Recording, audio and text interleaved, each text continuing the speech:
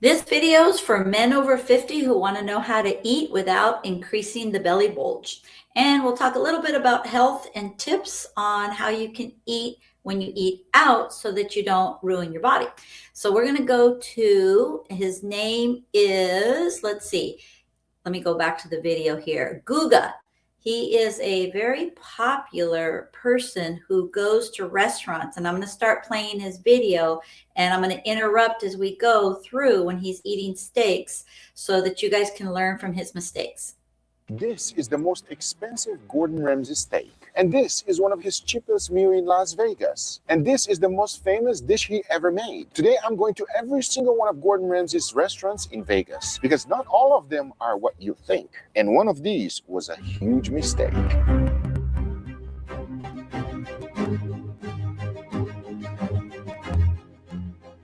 Hell's Kitchen. This is Gordon Ramsay's most iconic restaurant. You've seen it on TV. Red team versus blue team, the chaos, the screaming, the yelling. But is this place actually worth it? Let's find out.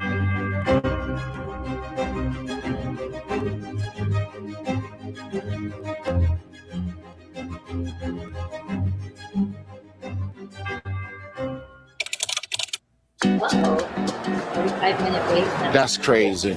That's crazy that they made us wait this long and the whole entire restaurant is empty. Slightly disappointed. We had reservations and they wouldn't sit us. People kept coming and going in front of us. We specifically asked for a strip view so that we can have a better lighting for the food. And I thought, oh, maybe we're not going to be able to sit down close to the view because there was a lot of people. After waiting for over 30 minutes, there was no one on the strip view. But take a look at my street view. Is this worth 25 bucks, everybody? Yeah. I didn't think so. But nevertheless, I'm excited. Chef Gordon Ramsay has roasted me a few times, as you guys already know. The hell you doing? No, you seasoned steak with salt and pepper, you donut. But I was really look at the colour of that thing. Oh, come on. How plastic does that look? He screwed a delicious New York strip. And I'm excited to try his food. Now, I had the beef Wellington in Miami, and it was okay. I'm excited to see if they do it any different here, if it's better, because so far, not a very good experience. So I normally don't drink, but the first thing that we decided to order is this, an ube cocktail. Ube is a Japanese sweet potato. It is interesting that they're putting this ingredient. Let's see how it tastes. You can feel the alcohol immediately. Tastes like a pina colada with a little bit of ube. It tastes good, but it's just not for me. Where's that, everybody? Well, the first thing I will say, if you've seen any of my videos, you know what I'm going to do. I'm going to comment on the fact that he's drinking an alcoholic beverage before he's eaten anything. Now, I don't know what that red thing is, but guys, if you're going to drink alcohol, make sure you eat protein, fiber, and fat first, or at least fiber and fat, or at least protein and fat. All of that is going to help you so you can close the back door to your stomach so you don't flood your liver with a bunch of alcohol or a bunch of sugar, because that was an ube type of pina colada drink, and he obviously said it was sweet, and I do know that ube is a sweet potato, a Japanese or Chinese, I think he said that, sweet potato. So on that note, the thing he shouldn't have done was drank that before eating anything. But let's see what other mistakes he makes. They give you a potato chip right there so that you're happy with it. Should I eat it? I don't know what that is. Should I take a bite of it? Am I going to get poisoned? Possibly. Let me know in the comments down below if you know what this is, everybody. Try it. I don't like drinks. I like to eat. The first thing that arrived is the lobster. He said the perfect thing. He doesn't like to drink. He likes to eat. Very, very good, Guga. If you just followed your rules, you would have been better off. Now, I don't mind drinking. I actually love drinking. I love a good cocktail, but I would have had it after eating this course here, which looks like lobster and risotto. Soto. Now, they butter poach their lobster. But take a look at this, everybody. We got a little bit of lobster in there, a lot of veggies, a lot of herbs, a lot of different things, and a whole lobster tail. Very interesting. See how this tastes. For ICU nurse Ida. Okay, well, we have to skip these commercials here. Butter poached lobster is much better for you guys because butter poaching is going to be slow cooking of the lobster, so it keeps more of its nutrition, which is much healthier for you. And the fact that it's lobster is good for you because it's high in omega-3s, which are good for everybody. It is full of truffle oil. All you taste is truffle oil. It's so overpowering. It's one of the things that I do not enjoy at all. What happens with truffle oil is that if you use too much, you can completely overpower the dish and ruin it, right? Felt absolutely no flavor of nothing except truffle oil. What a disappointment. But let me go for this lobster tail. Let's try this lobster tail right here. Oh, it's nicely sliced for you already. Take a look at this, everybody. Nicely poached lobster tail. They did not put truffle oil on the lobster. Yeah, that's the problem with this dish here. I'm not even tasting the actual risotto. This is a miss. So the next dish I order arrived, roasted octopus. I'm going to be honest with you. I didn't expect it to look like that. I thought I was going to see the octopus, not a salad. This, what? I'm going to go away with open-minded, everybody, because I see absolutely no octopus. Now, octopus is kind of tough to cook. It can be rubbery, chewy, and not very good.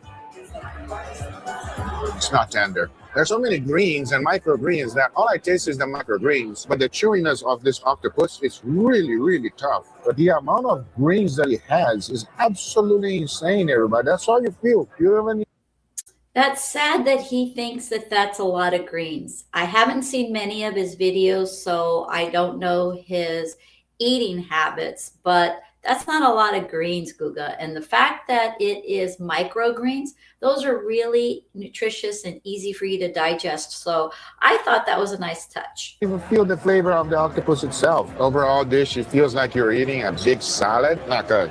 It is here, Chef Gordon Ramsay's signature dish. I had this before, and there's a few things that I'm looking for. Number one, I want to make sure that that puff pastry is nice and crispy and not overcooked. It looks like the beef is medium rare. It's raw! So if you take a look at the puff pastry right here, everybody, slightly undercooked. It's not nice and flaky, which I look for. Got medium rare beef, which is good. Sauce on the bottom. You don't want to forget the sauce because he'll get really upset. Where's the lamb sauce? I'm gonna go ahead and dig in here. Grab a little bit of that sauce.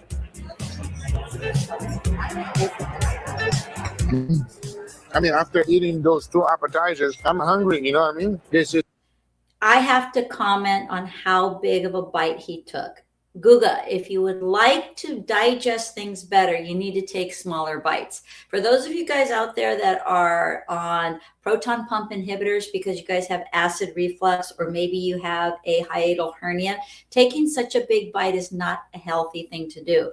He needs to take smaller bites so that he can chew the food more effectively, get the right stomach acids flowing where they need to be so that he doesn't have indigestion later. his signature dish, and it's good, everybody. I think this is the reason why people still come here. The puff pastry is not perfectly done. I'm sure that if Gordon Ramsay had this pastry right here, he would be upset because it's slightly soggy. The beef is medium rare, slightly on the expensive side. The sauce tastes good. For this dish specifically, this is good. The other two, not so much. So we decided to order a dessert, and this is sticky toffee pudding. It's a childhood personal favorite of Chef Gordon Ramsay. It's a soft cake with ice cream on top, served hot with caramel. The good news is he's That's eating it. delicious. It's nicely sweet, but not too After. overly sweet. The cake on the bottom is nice and soft and very, very moist. The ice cream on top balance everything out. I love the combination of the hot and cold. It's a wonderful dessert. Sorry about that. While the commercial goes on, I'm glad that he did eat it after eating the beef Wellington. Because guys, if you're going to eat dessert, the good news is I'm not here to be the food police. I'm just here to say that if you're going to have dessert, you have it after your meal. So he did the right thing there. Let's skip this commercial. Now I'll be voting in 3 categories. We also have this chart to see where each restaurant will stack up. For the taste, I'm giving a 3 out of 10. Price, 5 out of 10. Overall experience, a 3 out of 10. Overall score, 11. Which put Hell's Kitchen at just okay. However, this is not it. Let's go for something more casual, some burgers. Because one of his most famous video online is him cooking a burger. In the end, it looked delicious, and I'm hoping that his burger is gonna be just as good.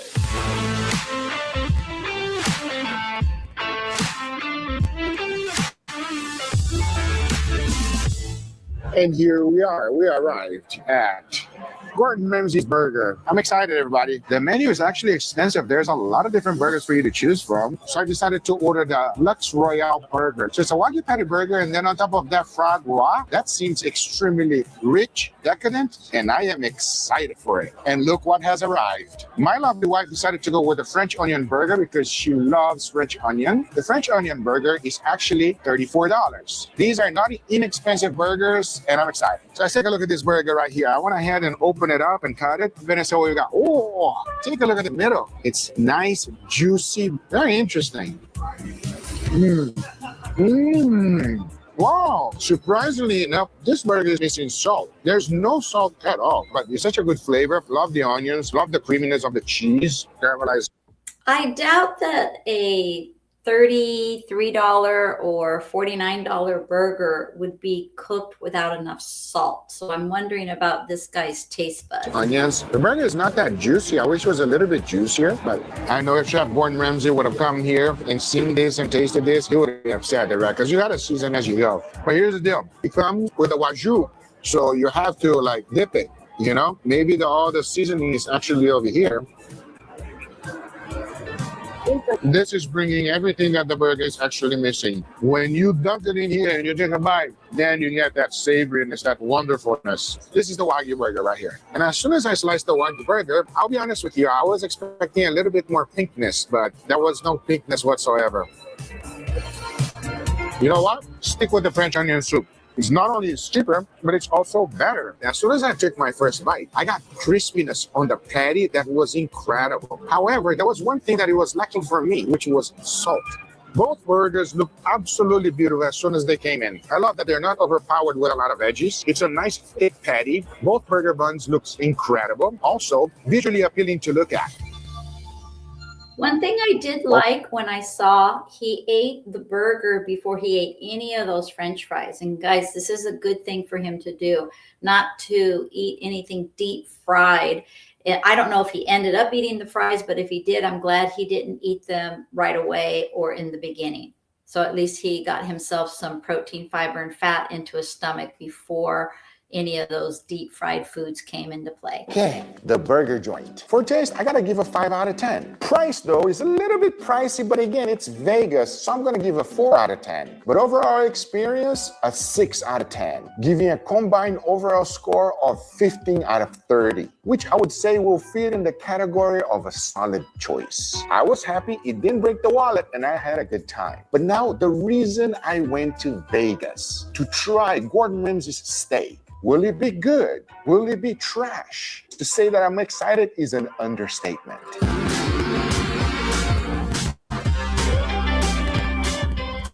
I've arrived at Chef Gordon Ramsay's steak. Taking a look at the menu first. There's a lot of different options here in the menu, which is a good thing. Japanese Wagyu, American Wagyu, Australian Wagyu. A lot of different cuts, which I was not expecting. So order some food. I'm actually thinking about this, everybody. When you put extremely limited availability, I gotta go for it. We're gonna order a few other things too, as well. So the first thing that arrived is the lobster fritter. It's made with corn flour, and then there's a poached lobster inside. Oh, that's delicious. Very nicely seasoned, nice and salty. So the cornbread mix is slightly sweet. I think the lobster is poached in butter. There's like a raspberry sauce on the top, slightly sweet, which makes it very delicious. Very nice combination of both. This is delicious. I also went ahead and order a salad, everybody, to be healthy. Before we get to the salad, I do have to say I would not be recommending as an elite health strategist for Guga to be ordering deep fried lobster. Now, granted, it's better than a deep fried corn dog, but guys, the industrial oils that they have to use to fry that corn batter over the lobster, I am positive it's got to be delicious, but it's an industrial oil that has nowhere to go in your body. So what happens is when you eat industrial oil, deep fried food, your body's going to take that industrial oil and package it up into a nice package and put it, guess where? Yes, around your midsection, because you can't pee it out and you can't poop it out, and your body certainly doesn't need it. So it's going to be smart about trying to get it away from other organs that are more important. So that's why we have fat, so that we can put trash there. And obviously, fat is also a form of energy, but Guga obviously has plenty of energy on his body that he doesn't need to pack on some toxic trash around his midsection. So Guga, I would say skip the lobster, and especially the fact that it's supposed to be an appetizer, but it's already starting out sweet. I'm wondering, is Gordon Ramsay falling into the trap that Americans are so into deep fried sugar that that's why he's made that an appetizer? Who knows? Check out this salad, everybody. I love the presentation. We got some strawberries, some nuts, some greens to make you healthy. There's a cracker right here, which I have no idea what this cracker is. Almost like Rice Krispie cracker, I believe. Very interesting. It's a good salad. I mean, it's solid. If you think I'm going to talk good about a salad, no, I'm not. You eat it to be healthy, just nice and fresh. So this cracker right here is slightly sweet. These are little rice and it's extremely crispy. What I like about this salad is the combination of fruits and also herbs and the veggies. A salad is a salad and will always be a salad. Give me some meatballs. And here we have the meatball. They put a lot of sauce on the top. Now, this is a Wagyu meatball. I'm going to go ahead and destroy the whole thing. Wow. It's a big one. Nice and juicy. It's a delicious meatball. Nicely seasoned well too. Super juicy, super flavorful. Not an overpowering taste of tomato sauce, even though it has the marinara sauce here. I just want to say, when you use Wagyu beef, you guys have to realize Wagyu beef is not a healthier choice.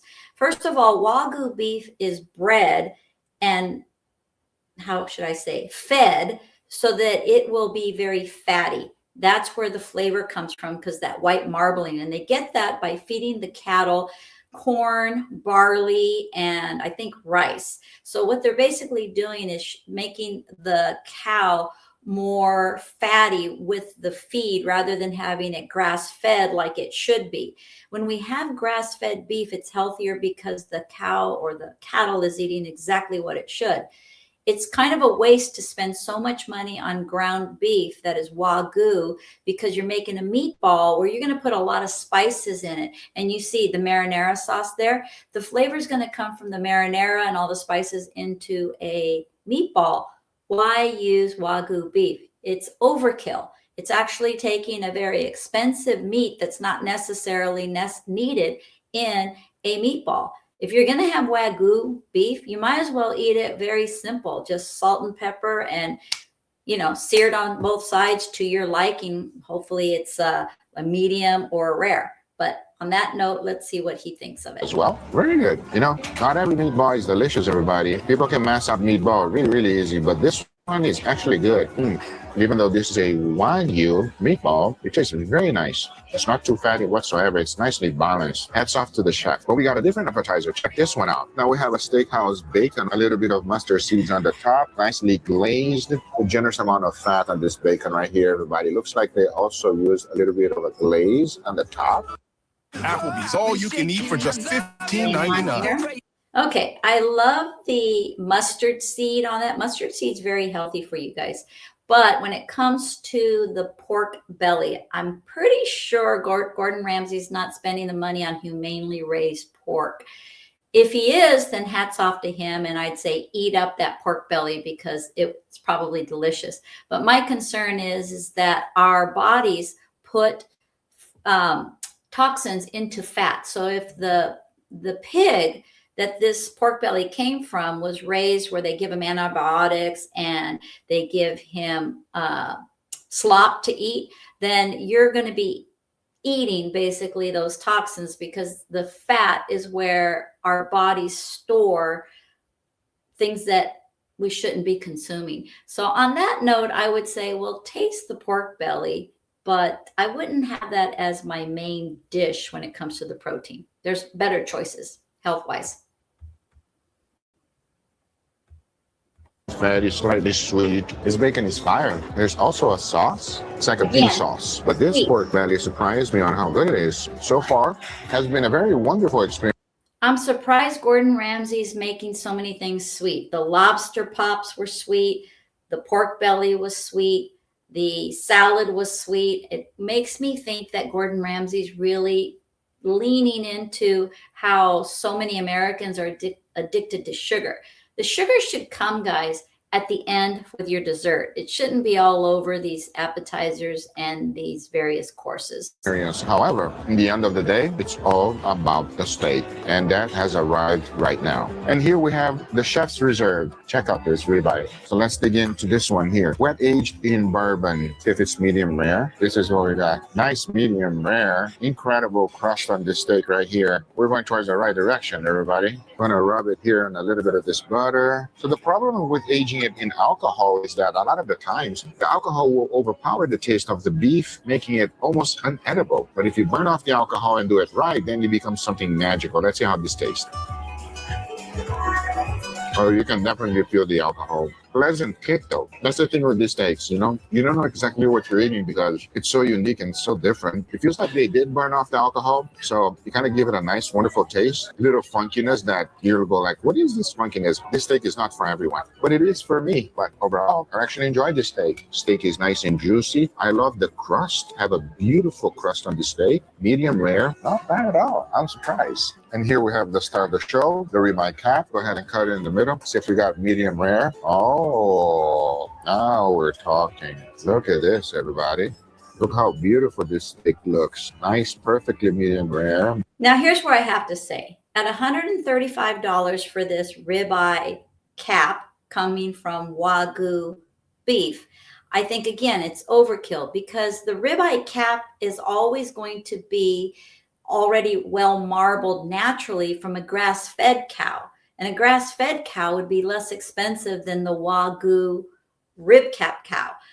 It's just that people think because it's more expensive that it's better. And the sad part is you don't need it to come from Wagyu beef in order to be very marbly. Mother Nature does that naturally. So it's kind of a lot of money for something that you didn't have to spend that much money for. Not only that, what a nice little char right here. Steak is beautiful golden brown char, nothing's burned. Exactly what you would expect from a steakhouse. Thing is, how does it taste? Oh, that's the fire. Beautiful crust, nicely charred. But not only that, it's nicely medium rare, extremely juicy, flavorful, seasoned properly, which is what you want on a nice steak like this. It's also fatty. Okay, here's the issue with this though. When you have Wagyu beef, they're feeding the cattle a diet that they normally wouldn't eat, which is high in corn, high in, corn, rice, and barley. When you do that with the cattle, you're going to increase the meat's consistency of omega-3 versus omega-6, meaning a lot more omega-6 and not a lot of omega-3. When that balance is off, it's going to cause inflammation in Guga's body. Inflammation is what is the root cause of a lot of metabolic issues that he or most men who are over the age of 50 have. Everything from joint pain, diabetes, cardiovascular disease, heart disease, all the way to dementia.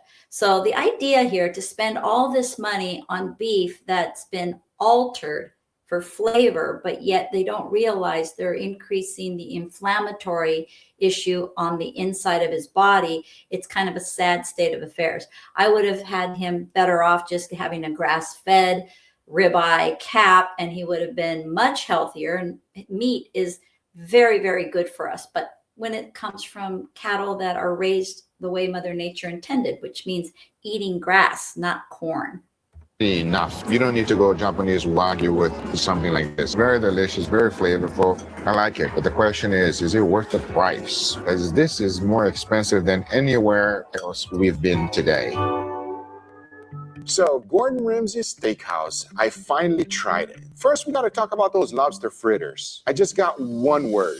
Wow. crispy golden corn dog-like crust with buttery, tender, and juicy lobster. Now, in a steakhouse, I would normally not order a salad, but I knew there was going to be a lot of eating, so I decided to order something healthy. And that salad slapped me in the face. Seriously, I can't believe I'm saying this, but that salad is also a must-try. Now, the meatball. It didn't have much crust, but the juiciness compensated for that. When you go to a steakhouse, you're there for one thing: steaks. The ribeye cap was almost flawless. Crackly crust, medium rare, great flavor. The only thing I wish it had more was charcoal flavor. It was definitely missing that. But the chefs reserved bourbon-aged steak for 35 days. Oh boy, I was surprised. I thought it was going to be terrible as soon as I took my first bite, but let me tell you, even though this steak might not be for everyone, it was a lot better than I expected it to be. So thread carefully with this one. Now it's time to vote. Taste, I'm giving a 7 out of 10. Price, 6 out of 10. Overall experience, 8 out of 10. With a combined score of 21 out of 30. This one is worth going out of your way. So if you are limited with time and you can only go to one restaurant, definitely try the steak. It was pretty good. Check on Ramsay. Now you don't come at me because... One thing I'm going to say regarding Guga, I did know that he uses a lot of MSG in his food on his channel. And I think he does a lot of cooking steak with MSG, monosodium glutamate. And when you use a lot of that on your food, you could kill your taste buds, which might be the reason why Guga doesn't taste the salt that these chefs are putting in, because I can guarantee you, if they're going to charge him $33 for his wife's burger, and I think his was $43 maybe, or $49, they're not going to miss on that salt. So Guga, I have a feeling you're overdoing it on the MSG, and you got to back off of that because it's not healthy.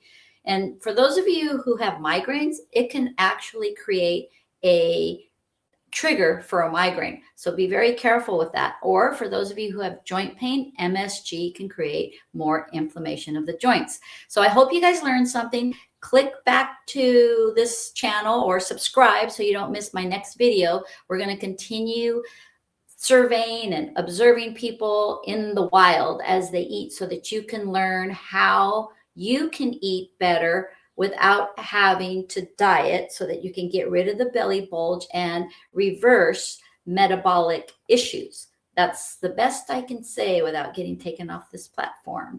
So on that note, I'll look forward to seeing